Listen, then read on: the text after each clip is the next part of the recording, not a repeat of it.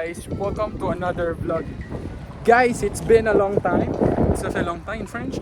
So, it's been 5 months since hindi ako nakapag-upload ng vlog, no? So, medyo maraming nangyayari sa buhay natin ngayon dito sa Canada. Especially kung nababalitaan nyo yung mga nangyayari sa mga temporary workers. Okay, so don't worry guys, for me it's okay, I'm good. I've been staying here sobrang lakas ng hangin. Wait lang. So yun guys, nilamon tayo ng hangin. So ngayon guys, papunta kami ni Jowa. Kasama ko si Jowa. Papunta kami ng Montreal para manood ng concert ni Shakira.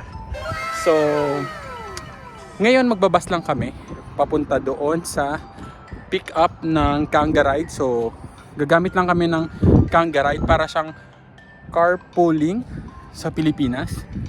Kasi ayoko mag-drive si Jowa ng 3 hours from here sa Lévis going to Quebec. Masyadong malayo. Hindi ko pa alam kung kaya niya mag-drive ng ganun. So, nandito na tayo sa bus station guys. Pero yun guys, habang naghihintay tayo ng bus, na-miss nyo ba ako guys? So, it's been 5 months na hindi ako nakapag-upload. So, the last time na nag-upload ako ay December, which is yung apartment tour. So, ngayon guys, ay pangatlong beses ko makakapunta ng Montreal, or in French is Montreal. So, the first one is 2 years ago. And then, last month ba? Nung umuwi si Jowa sa Mexico. So, ngayon na yung pangatlo para sa concert. Let's go! Ayun na siya. Dito tayo sa bus station. Masarap guys. So ngayon guys, ang season ngayon dito sa Canada ay spring. Spring na ngayon. Dahil natapos na yung winter last month. So grabe, wala akong vlog ng winter, no? So mahirap kasi mag-vlog ngayon ng winter kasi ewan ko, hindi na ako sanay. Hindi na ako sanay mag-vlog ng winter kasi grabe, nilalamig na yung kamay ko. Tingnan nyo guys, may mga sugat-sugat na siya. So ngayon spring, after nito ay summer. Okay, so nandito na yung bus, malapit na siya. Dito ako nakatira guys, dyan sa street na yan. Grabe, alam mo, nakaka-amaze yung transition ng nature, no? Nung nakaraan lang, puro snow dito. Tapos ngayon, biglang green na siya agad. So guys, nandito na kami sa bus. So nandito na kami guys sa Quebec City. Nandito sa Mali guys. Sa Laurier, yun yung mall na usually na pinupuntahan. Sarap guys sa Canada. So ngayon, naglalakad na kami ngayon papunta dun sa Shell. Kasi doon yung pick up ng Kanga Ride. So kasi guys, yung carpooling dito, which is yung Kanga Ride na tinatawag, which is less expensive, ay meron siyang specific na pick up point and drop off point. So for example, sa Montreal kami pupunta sa Saint-Fabel. Pero doon niya lang kami ibababa sa isang station kasi doon yung drop off. At yung pick up naman dito sa Shell, which is kailangan namin mag-bus. Hindi siya tulad sa Pilipinas na parang ipipick up ka mismo doon sa bahay niyo for carpooling. So ganun siya. Pero okay lang kasi guys, sobrang mura na yun. $28 lang yung babayaran namin, diba? For here, Quebec to Montreal.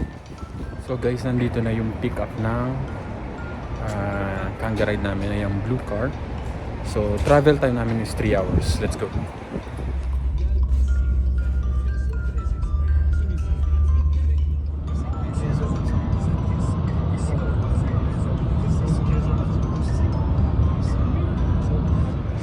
So guys, may stopover kami. This is the first time na nagkaroon kami ng stopover since I used the Kanga Ride. So ngayon nandito kami, hindi ko alam kung nasaan kami, pero nasa kalagitnaan kami ng travel. Siguro mga 1 hour na lang yung natitira. So nandito kami guys, nakita ko may A&W din. Yun, dyan tayo nag-work guys. I mean same company. So yun nga, first time ko na merong stopover, which is good kasi naiihi ako. And 1 hour pa from here to Montreal.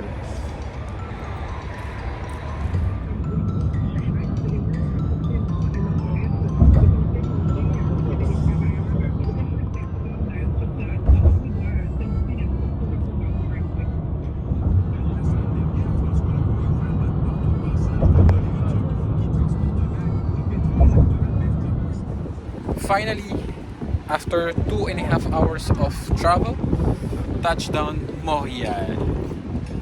So dito kami binaba sa Berry-UQAM Station.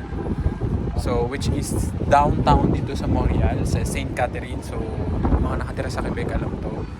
So yan, so na-found out ko na yung kakainan dapat namin na barbecue, na Japanese Korean barbecue, ay sarado na ng 3 p.m. So babalik na lang kami siguro. Pupunta muna kami dun sa kaibigan ni Hugo para kunin yung susi ng apartment kasi mamaya dun kami didiretso after ng concert para kinabukasan na lang kami uuwi. Okay, so let's go. Welcome to Montreal, guys. Amor. So ang daming tao as usual. Ito yung sinasabi nilang gay village. Oo nga, mukhang ang gay kasi dito mga rainbow. Gay village. Ikaw na fitness. Yung mga bangkuan ay pink. Look at that, guys. Starbucks. Bakit kakaiba yung lamig dito sa Montreal? Ang lamig. Hindi ako ready for cold kasi yung jacket ko ay ano lang. Saktong jacket lang.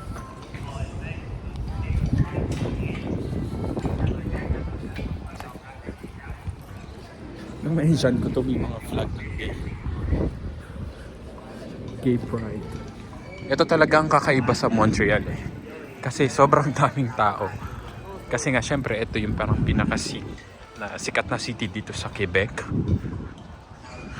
Ang dami talagang tao. At mostly mga immigrants. At saka lakad-lakad lang tayo. Dolorama. First time ko makarating dito sa gay village na tinatawag nila. May nagsasalita. Huwag mong itutok sa kanya yung camera, baka mamaya magmaoy yan. Yeah. It's a lot of immigrants, a lot of people, but so colorful. The city was very alive. L'Olympia. Pizza.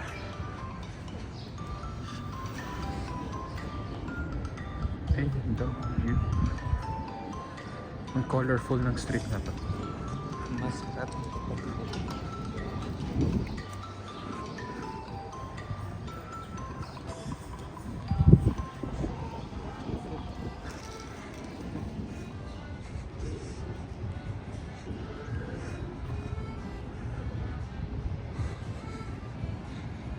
Picture, tacos. It's okay. Bumalik na kami kasi parang dead end na dun. Wala na masyadong.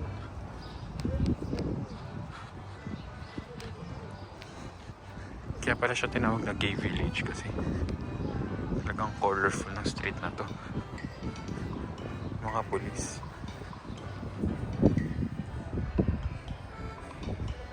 So ngayon guys, naglalakad-lakad muna kami kasi yung restaurant mag-open pa siya ng 4 p.m. Yung mga basilika dito guys. Ganda diba?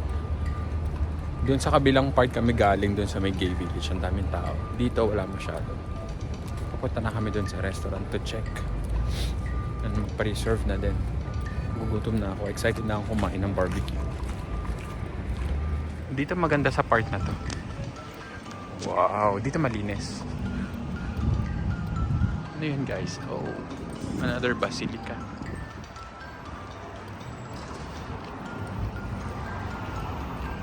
Mahal. This area is so clean. There are lots of trees. Ang ganda nito guys.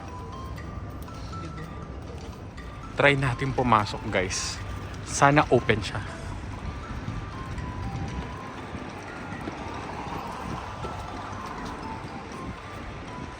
It's close?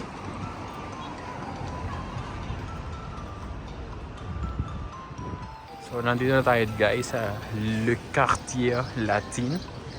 So, in Tagalog is ito yung area ng mga Latins. Ito ang ayoko sa Montreal eh. Ang daming ginagawa. Ang daming mga orange na like that. Tratario del Teatro.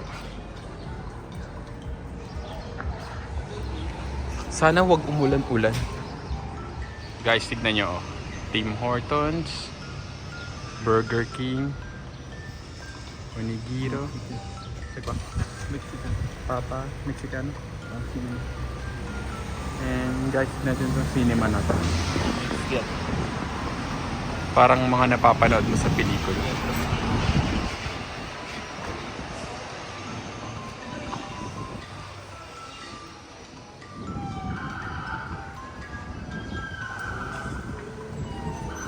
KFC.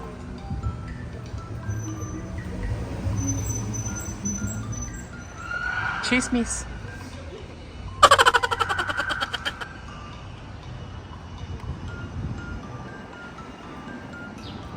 Ang ganda oh. Cinema. Cinema Québécois. Film international. Quartier Latin. Ganda ng mural guys oh. Sa bahay siya. Ang tahimik dito guys. Kakaiba siya dun sa kabilang street. Dito malinis. Here in this street is so clean.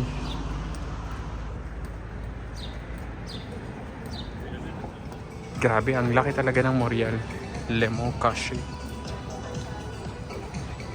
Look at that. So big and colorful. Le Central. Daming tao, no? Hindi mo makakakitaan ng ganito sa Lévis and sa Quebec City. Ito talaga, very city talaga siya.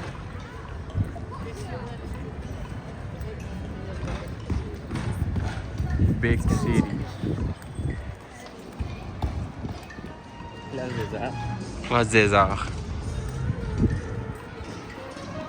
Mga lumilipad pang Yvon. Canada.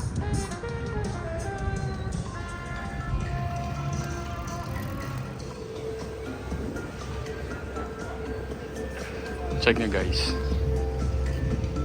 They take care of the things para mag-grow yung mga plants. For summer. First time ko makapunta dito sa street ng St. Catherine guys. Ang ganda talaga dito. Yeah. Water is free here. Kasi mapagpagod ka na maglakad. Medyo hinihingal ako.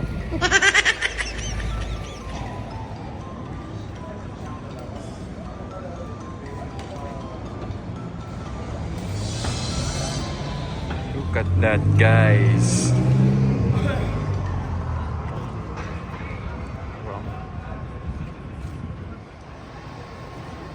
Look at that. Dito yung mga urban na, tapos biglang makikita mo old na basilica, diba?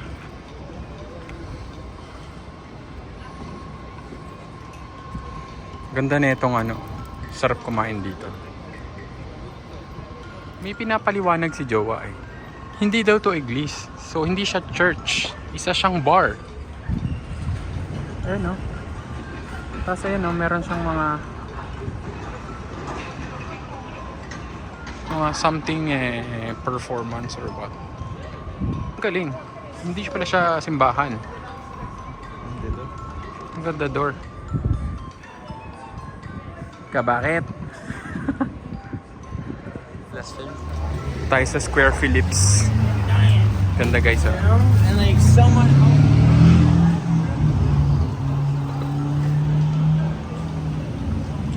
Hello, Montreal.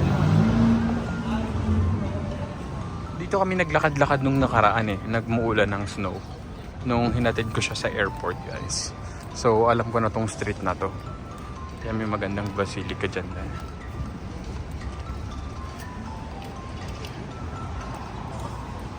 Ito guys, pwede mong rentahan yung mga yan. Mga bicycle.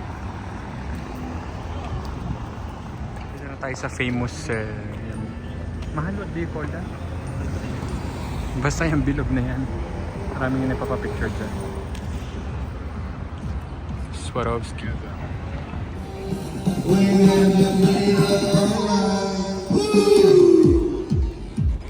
Taray, party si tatay.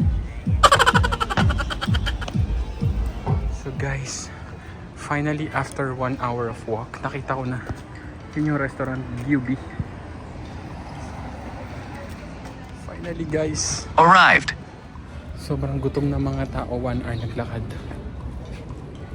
Dito tayo kakain guys, Gyubi Grill Japonais. So parang sangyup salad siya. Finally guys, makapag-sangyupsal na. First time. First order. Finally, we are finished guys. Ang lamig. Hindi na masyadong makapag-vlog sa loob kasi guys, gutom na kami, as in nagmamadali na kami magluto. Siguro magpo-flash na lang ako ng mga eksena dun sa loob.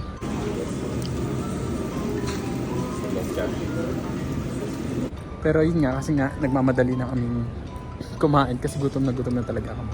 Take out ang ice cream. See? Are you happy with the experience? Or less. More or less.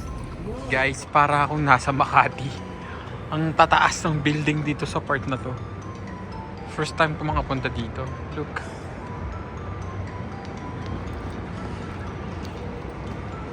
So guys, nandito na kami sa Centre Bell, kung saan gaganapin ang concert ni Shakira.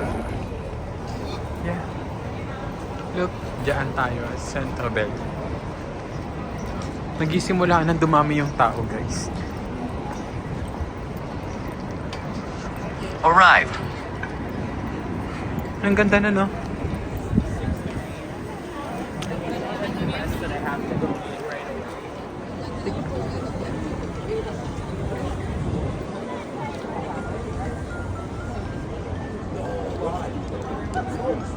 Ayan na siya guys. Shakira.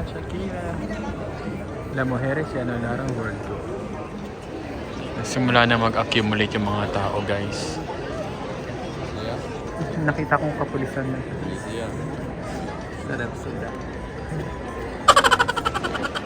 Finally, kakatas na namin pumasok dito sa Centreville. Ayan, Shakira! So, papunta na tayo sa ating upuan. 435. Ayan, 400.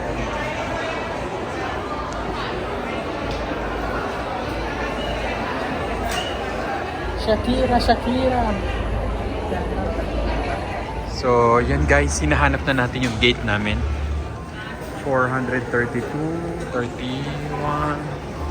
It's more near doon tayo. So guys, nandito na tayo, nakaupo na tayo sa ating upuan. At maghintay na lang tayo ng mga 15 minutos para magsimula na ang show ni Shakira. So, nandito lang tayo sa taas guys kasi sobrang mahal po ng ticket ni Shakira po, ano. So, grabe, sobrang laki nito guys. So, hanggang dun yan sa taas. Tapos, dyan yung stage ni Shakira. Shakira. Sisimula na guys. Grabe, punong-puno yung stadium.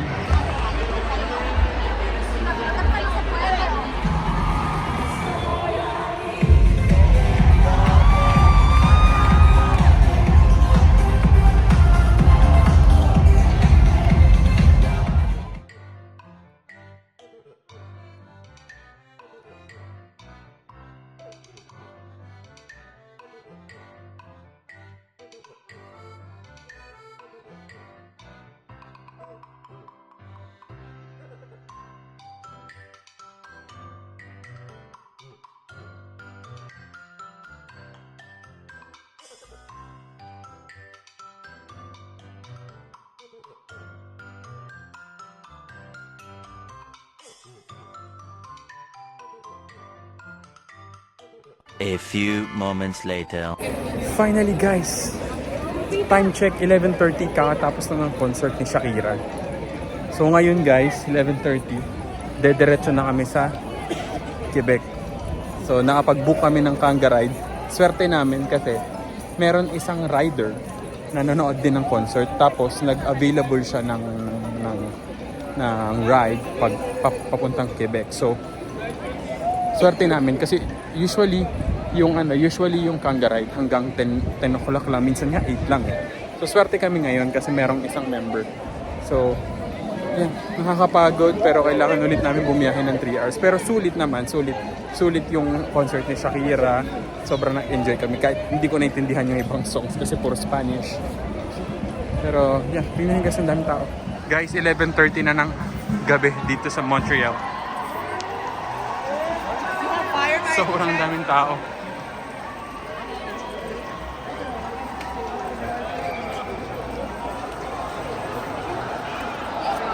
Ano meron?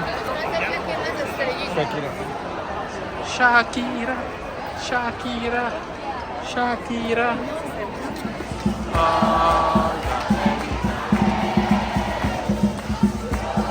Grabe. 11:30 na. Pero buhay na buhay dito sa Canada, sa Quebec. This is the first time I saw in Quebec. That was 11:30. There's still a lot of people outside. Let's go. Ganda nito guys, oh. Yung structure. Yung mga kapulisan, syempre.